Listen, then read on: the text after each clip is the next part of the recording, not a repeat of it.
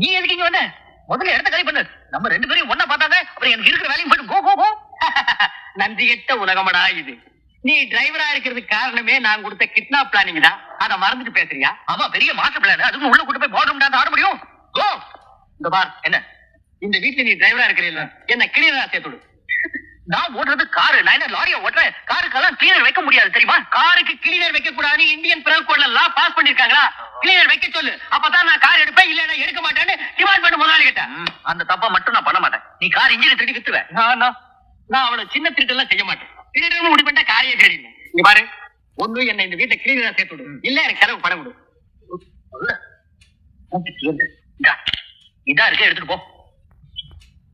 என்னையாது பணம்? இதை வச்சு போட்டு பிராண்டி அடிக்க முடியாது, போட்டு பிரியாணி சாப்பிட முடியாது. ஆமா, பணம் கம்மியா இருக்க. இந்த பெட்ரோல் எல்லாம் திருடுறது இல்லையா நீ? என்னையா டிரைவர் நீ?